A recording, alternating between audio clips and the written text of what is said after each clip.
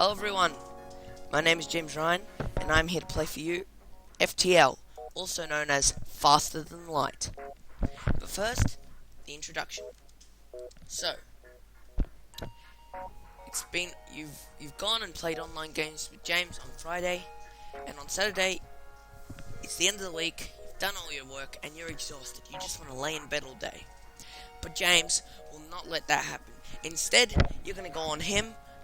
You're going to go with him on an adventure to space. In space. So, yeah. Nice Saturday morning to wake up to, eh? So, I've already played through the tutorial. So, I know what I'm doing. There's plenty of... If you want to, however... So, I know what I'm doing. And, but if any of you want to see the tutorial, then... the comments section below, you can write that you'd like to see me do the tutorial, and so I'll do it for you. So yeah. And also, while you're at it, like, favorite, and subscribe if you haven't done so already. Not asking you to, but consider it. Consider all of the above. Because the more you do it, the more I know that people are actually watching and liking these videos, and and subscribing, and the more I'll make of them. Otherwise, I might stop like last time, but I got some demand from my friends, so I started up again. But, I'd really like, those friends to keep liking them, and also, other people to start joining in and start liking them as well. So, yeah. So, without further ado, new game. So, this game is a roguelike roguelike style game. Well, it's not just Space Sunday. Okay, sorry. I didn't tell you the name of today. It's Similar Saturday. So, why Similar Saturday? Well, I was going to play two different games today, and they were both roguelikes, and I'll explain what a roguelike is shortly. But I was torn between Space Saturday and Scary Saturday. Then I realized I could call them Similar Saturday, because they're both quite similar.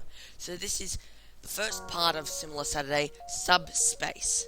Subspace, because it's space part, and it's the sub, because it's a subsection of it, and it's space, and subspace is a word too, so that's cool.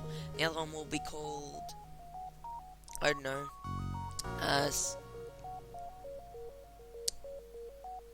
like scary sector or something, yeah, scary sector, why not? So, roguelike game is basically a game where you die fast and you die often. You don't actually die that fast in FTL, but still, it's quite hard. They're usually very hard, but that's part of the appeal, because basically, the whole game actually isn't that long. And what happens is when you do die, you have to start from the beginning, but not exactly from the beginning, not entirely from scratch, because as you play through, you unlock rewards and stuff, and new items, new ways of doing things, throughout the game. So the main feature of these roguelike games is how replayable they are. Even after you beat the game, you can try to beat it again with a different character or ship or whatever, and there's always more stuff to unlock. So they're very good, and you can play them for ages. That's one of the reasons why I'm doing it. And you notice a lot of the games I've chosen on here are these type of replayable games. For example, Minecraft, it's a sandbox game. I'm going to be playing Fallout 3 eventually, and that's got a main storyline, but it's got a lot of side quests. It's extremely open. So, hang on just a second. It's extremely open. A lot of these games involve like going through multiple areas. You've got to get to a final area, and in each of the areas there are like many rooms and stuff connected, and these are all done differently in different games. But hopefully, when I play The Binding of Isaac, after you see me play FTL today and The Binding of Isaac later today, you'll start to notice the differences and similarities between them, and why we would consider them both roguelike. So, as you can see, there's a lot of ships to unlock. I'm going to go through them. Currently we have the Kestrel Cruiser. This class of ship was decommissioned from Federation service years ago.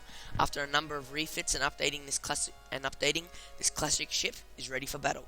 And there's plenty of other ships to unlock: the Stealth Cruiser, Mantis Cruiser, NG Cruiser, Federation Cruiser, Slug Cruiser, Rock Cruiser, Zoltan Cruiser, and Unidentified Cruiser. So as you can tell, most of these ships are from the different races, the specialist ships of the different races from around the game. A few of them are special. Mantis, NG, Slug, Rock, and Zoltan are the ships of the races around the game. Then the four other ones, we have the Kestrel Cruiser, which is the default.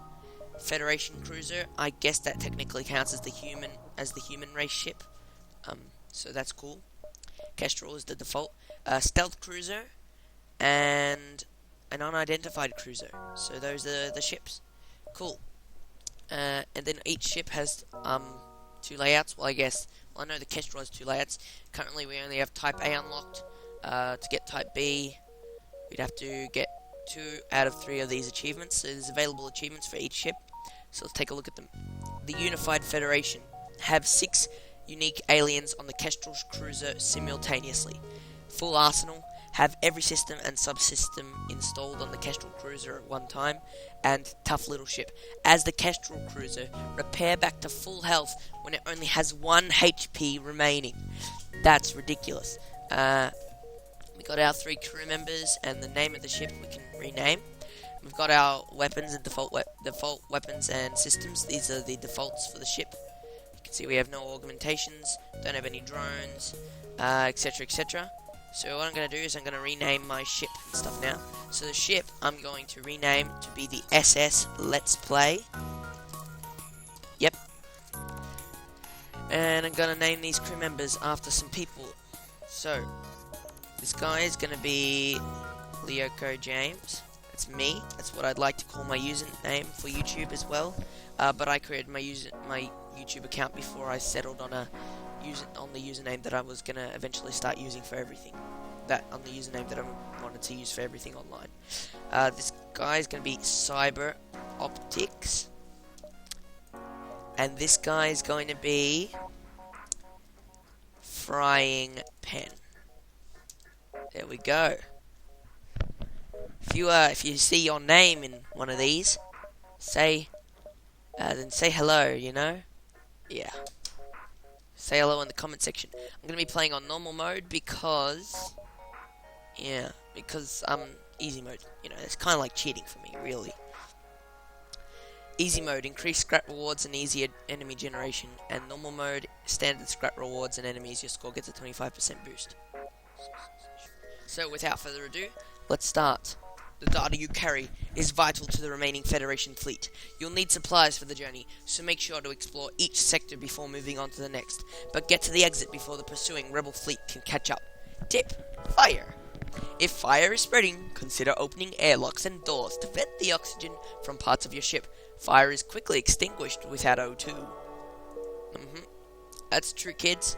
If the 3 things fire needs to burn is a fuel source, oxygen, and heat. And the thing is, once a fire starts, it pretty much self-supplies itself with the heat, because I'm pretty sure it's an exothermic reaction. It releases energy, and a lot of that energy, that energy is released in the form of heat. Unless it's like unless it's like being controlled in some way, so that the heat gives kinetic energy to gas molecules, which then push on a piston or something. Then it becomes useful, but here's a distress beacon, so I'm going to go straight for that.